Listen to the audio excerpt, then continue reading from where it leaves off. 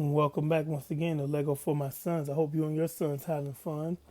And yeah, we're gonna continue with our talk about Ultron, one of the most dangerous villains in Marvel Comics. Like, despite the, I enjoyed the film Avengers: Age of Ultron, the MCU film, but it actually should have just been called Days of Ultron because it really nerfed Ultron. Ultron's one of the most dangerous villains that Marvel has, and it's funny how Ultron and the Sentinels are like they're both robots or robotic, and they're actually some of the most dangerous villains.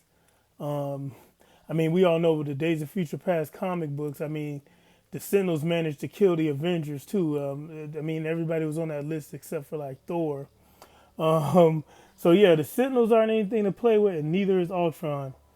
Now we left off with our story last. Tony Stark had an awesome plan, but Doctor Octopus, who for some reason the writers thought it was a good idea to have him like somehow have his consciousness in Spider-Man's body, um, uh, he didn't follow Stark's instructions. So Ultron, the Age of Ultron, continued when it could have just been sent to the negative zone. We lost Luke Cage. We lost Luke Cage and She-Hulk so that they can infiltrate Ultron's base to find out that Vision was somehow subdued. Like, if you read the comic book, Vision's actually like in half. Like, his lower torso's missing and he's like kind of chained up at the arms, and it's like force field type of thing. And Ultron is using him as a conduit in the present so that he can rule the future. He can rule the present from the future. So their plan now is to actually go to the future and attack them. So let's get back into the write-up on it. Okay, while they were in the Savage Lands, Guardian Karzar protected a refugee village there. And the Savage Lands is in Antarctica. It's a hidden area in Marvel Comics. The dinosaurs are still there. Primitive people. In the 90s cartoon, Mr. Sinister used it as a base to make mutants or to enhance mutants. But yeah, let's continue. Luke Cage, Cage, who arrived in the Quinjet, told the survivors that he learned as he died from radiation poisoning. Told what he learned. Yeah, I got the Terminator music up a bit too loud. Let's turn that down. Joined Black Widow, Moon Knight, Red Hawk. Black Widow, Red Hawk survivors located a secret bunker in the Savage Land manned by Nick Fury, who proposed using Dr. Victor Von Doom's time platform to travel forward in time and attack Ultron. The X-Men Wolverine voiced an alternate plan to preempt Ultron's creation by traveling to the past and killing Ultron's creator, Avenger and biochemist Hank Pym. Wolverine's plan was summarily dismissed, and the group of heroes traveled with Fury to the future, but Ultron's drones easily slaughtered them. Wolverine forced those who remained behind to send him into the past.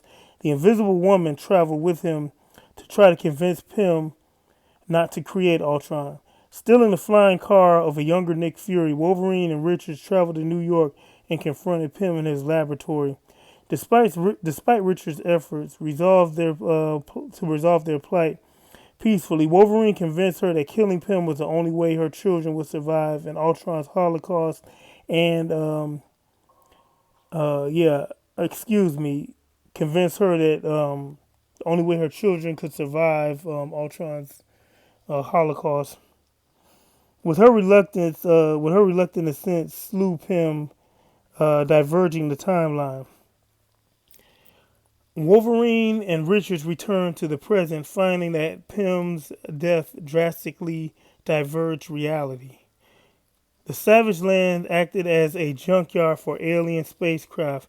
A war between extra-dimensional realm Asgard and European nation Latveria had just ended. Magic was more prevalent than science, and S.H.I.E.L.D. and the Avengers were supplanted by Starkguard, an intelligence agency led by a cyborg Tony Stark. and the Defenders Cable, Scott Summers, Captain Marvel, Janet Van Dyne, Colonel America, Steve Rogers, Dr. Stephen Strange, Hulk, Star-Lord, Peter Quill, Thing, Benjamin Grimm, and Wolverine, thinking the time travelers to be disguised alien Skrulls. The Defenders subdued them and reluctantly handed them over to the Stark Guard, despite the two groups being on bad terms for unrevealed reasons. Armed with scans of the captor's memories by Stark Guard telepath Emma Frost and Charles Xavier, and footage from Wolverine's murder of Pym, Stark accused Wolverine of helping promote magic by killing Pym. During the interrogation, an army of magically enhanced Doom bots, led by Arthurian sorceress Morgan Le Fay, attacked New York City, apparently to expand her magical reach. The attack caused Stark's helicarriers to crash and to detonate, destroying the city and killing nearly all present. Time-traveling Wolverine survived due to his mutant regenerative abilities, and shamed by his actions, traveled in the past to prevent Pym's murder. Well, yeah. Despite warnings from a dying Stark, Wolverine arrived moments before his earlier self killed Pym, and he convinced his past self and Richards that their actions would cause a reality worse than Ultron's invasion. Diverging, from what I've seen of that comic book, this little magic rule world was actually better than Age of Ultron, because Age of Ultron, you were pretty much toast. Like, if you're not a robot, you're dead. I mean, I'd rather cope with Morgan Le Fay and her magical doom bots any day. But continuing on, the mutant regenerative. Okay, I already read that part. I'm sorry.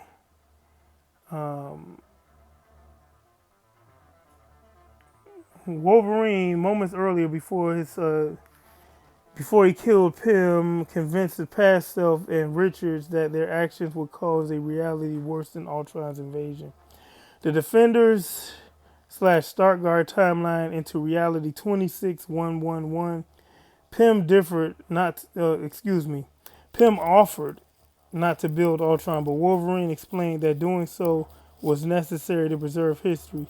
Inspired by an idea given by to Wolverine by Stark 26111, Pym planted a fail-safe virus in Ultron, made himself forget encountering the future Wolverine and Richards.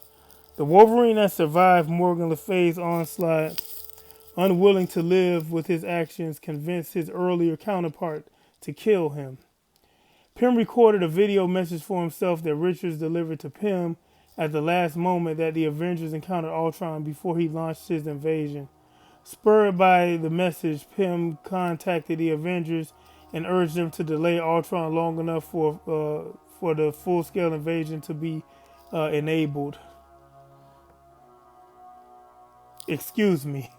For the fail-safe to be enabled. I don't know why I said full-scale. Ultron was deactivated, preventing the invasion and delivering the Ultron-controlled timeline to reality 6112.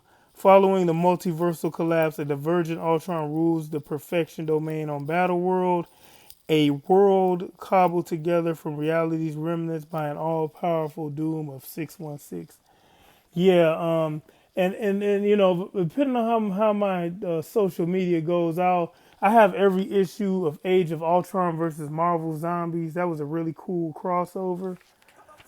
But yeah, it's a really cool crossover. I just wish it was more, because okay, in that version you had Battle World 2.0, where the rejects, like the most dangerous beings, were sent to behind this wall. So you had the Marvel Zombies, Age of Ultron, and the Annihilation Wave. So they pretty much kept each other busy most of the time.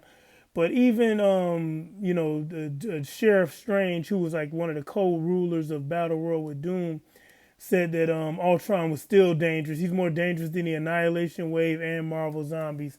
And one time the bots rioted all the way to the gates of Doomguard. But I've reached the time extent, so see you in the next one.